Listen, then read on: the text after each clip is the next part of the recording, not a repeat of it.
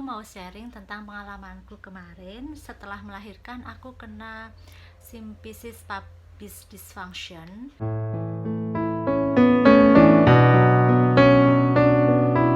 gitu. Jadi kalau orang lain mungkin mengalaminya waktu kehamilan trimester 3. Nah, aku malah mengalaminya itu setelah aku ngelahirin.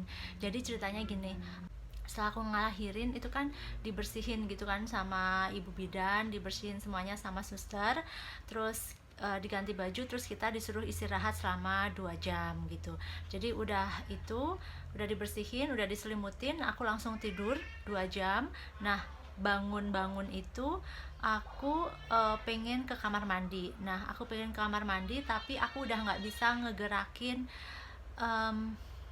kakiku untuk bisa turun dari bed gitu. Nah, jadi ceritanya berawal dari situ.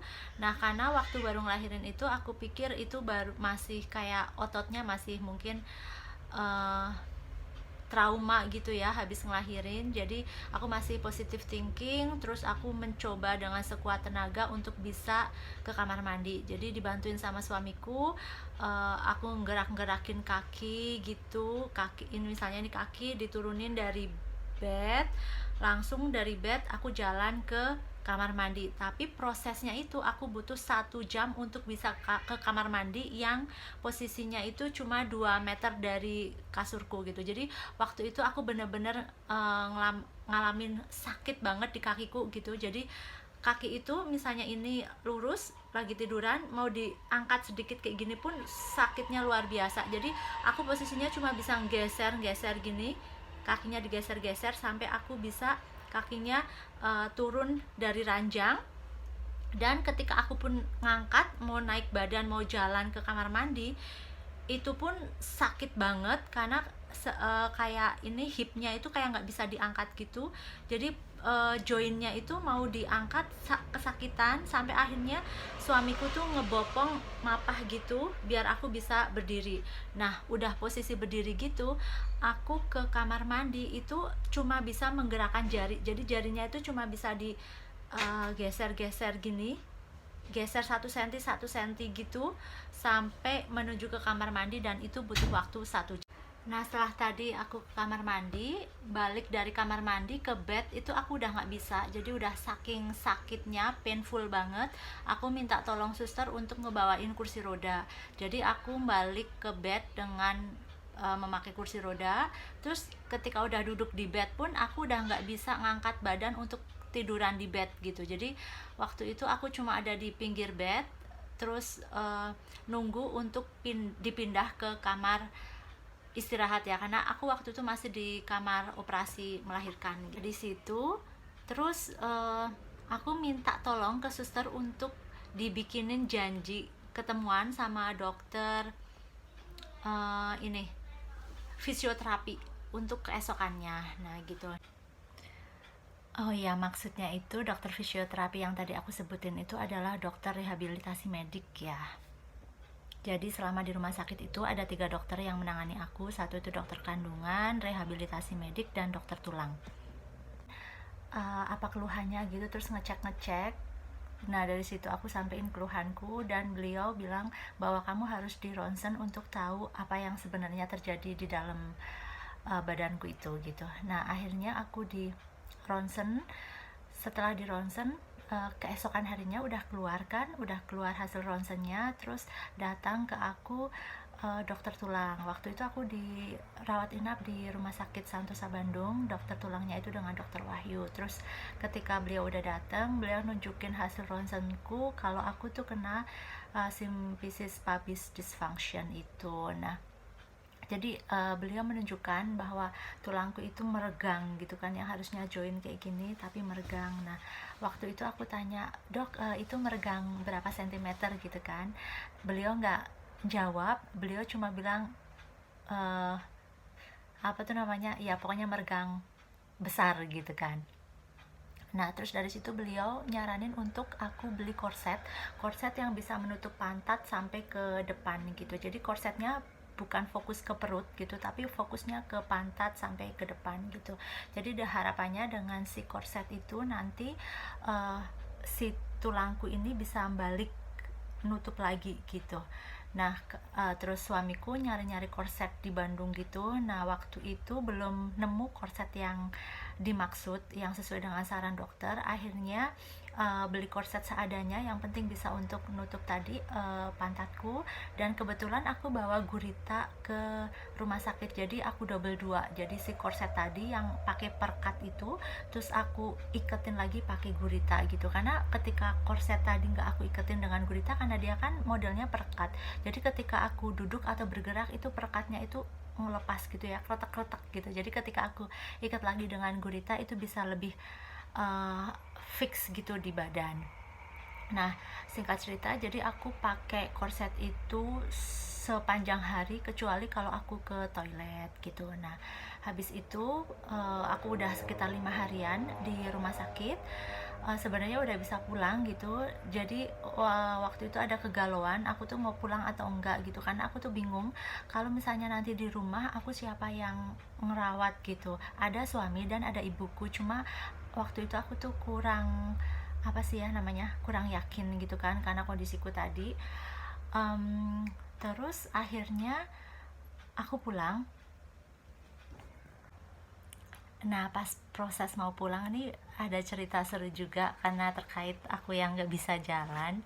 Jadi aku tuh pakai kursi roda kan, dari lantai atas ke lantai bawah sambil sambil gendong bayi gitu pakai kursi roda. Nah, sedangkan ibuku itu fokus ke barang-barang yang kita bawa ke rumah sakit gitu kan, udah nunggu di lobi. Terus suamiku itu fokus ke mobil kan, jadi beliau ambil mobil, aku udah ada di lobi, ibuku juga di lobi dengan barang-barangnya. Nah, setelah di depan lobi kan, kondisi lobi itu penuh dengan antrian mobil-mobil yang masuk kan.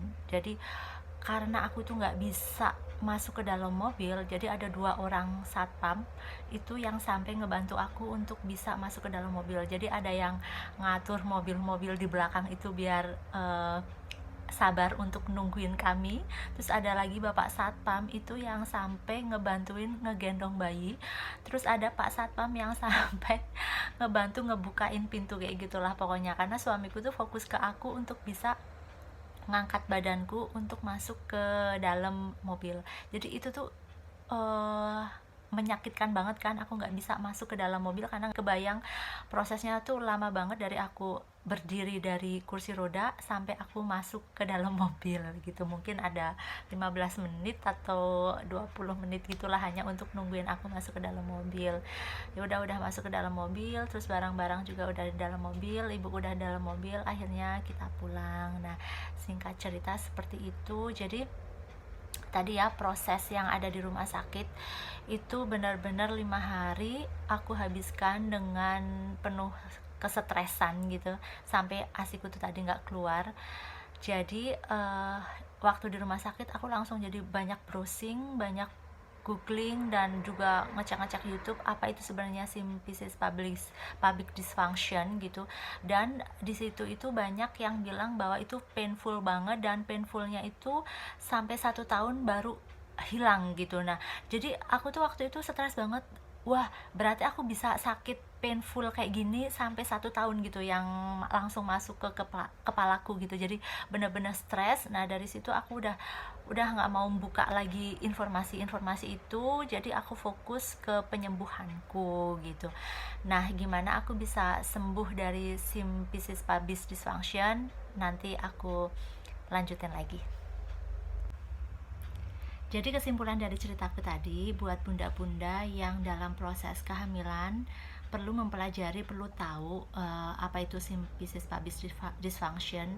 Bukan untuk menakut-nakuti, tapi untuk memberikan ilmu ke kita seandainya hal itu terjadi pada bunda, apa yang bunda lakuin, dan jangan stres gitu ya. Jadi yang pertama, jangan stres.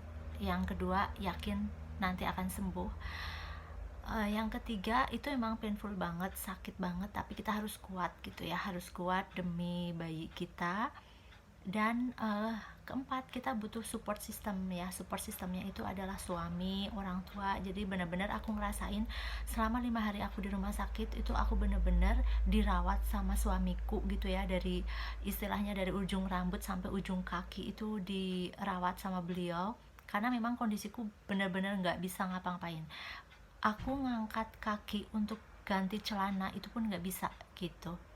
Oh iya, jadi waktu aku ke rumah sakit itu kan suamiku bawa sarung ya, sarung buat sholat kan. Nah itu tuh kepake banget di aku, karena waktu itu aku nggak bisa ngangkat kaki, jadi nggak bisa pakai celana panjang. Jadi 5 hari di sana itu aku lebih nyaman dengan sarung gitu. Jadi di situ aku ngerasain banget peran dari orang-orang sekitar, terutama tadi suamiku yang benar-benar support, benar-benar ngerawat 5 hari di rumah sakit, dan juga ibuku yang gantian sama suamiku. Jadi ketika suamiku harus pulang gitu ya, nengokin anak-anak di rumah, ibuku yang eh, ngerawat aku di rumah sakit gitu deh. Jadi ketika kalian akan menghadapi proses melahirkan, memang semuanya harus benar-benar kalian siapkan, dari kesiapan mental, kesiapan barang-barang yang dibawa, dan banyak berdoa. Itu sih yang aku rasain. Jadi harus banyak berdoa biar semoga persalinannya itu lancar, karena walaupun kita kan sudah berusaha menggunakan persalinan normal dengan harapan setelah persalinan normal itu kan recovery-nya lebih cepet ya. Ternyata ada kasus seperti aku itu yang dimana nggak bisa langsung recovery, dan itu banyak faktor yang menyebabkan tadi symphysis pubis dysfunction. Yang pertama itu mungkin ya, ini kan karena kan tadi aku bilang banyak faktor, jadi kita sebagai manusia menebak-nebak ya. Sesuai dengan teori, mungkin satu itu karena bayiku itu besar 4,2 kilo, jadi mungkin yang jalan lahirku itu hanya mungkin cukup untuk di bawah 4 kilo, dipaksa untuk 4,2 kilo, jadi itu lepas gitu ya. Kedua juga karena aku ini kehamilan ketiga, dan ini usiaku udah 35 tahun. Jadi mungkin secara fisik menurutku sih aku udah lebih lemah dibandingin dengan kelahiran ke-1 dan kedua gitu. Terus yang ketiga itu kan memang tadi ya, secara teori ada hormon relaksan yang membuat ininya menjadi lunak gitu. Terus mungkin perlu juga waktu kelahiran akhir-akhir itu pastikan benar-benar berat badan anak kamu itu nanti berapa kilo, dan apakah panggulmu itu bisa mensupport besarnya bayi yang akan keluar gitu sih yang aku rasain. Jadi karena pas akhir-akhir aku kontrol ke dokter itu fokusnya bukan di berat badan bayi, tapi fokusnya itu kapan aku ngelahirin gitu, karena waktu itu aku udah 39 weeks belum ngelahirin. Jadi kita itu udah bikin skenario sama dokter, kalau misalnya sampai 40 weeks itu belum ngelahirin, apa yang mau dilakuin gitu. Salah satunya aku harus diinduksi gitu. Jadi lebih fokus ke situ. Aku udah di minggu terakhir itu aku udah nggak fokus berapa berat badan bayiku, dan kebetulan dokterku juga waktu itu nggak ngasih informasi itu, mungkin juga karena menurut beliau semuanya itu normal, seperti itu deh kira-kira. Tapi ya alhamdulillah dokter-dokterku itu sangat support dan mendukung kesembuhan pasiennya. Oke, sekian video dariku. Semoga kalian bisa mengambil manfaat dari cerita ini, dan untuk proses penyembuhan dan sebagainya nanti aku lanjutin di next video. Thank you.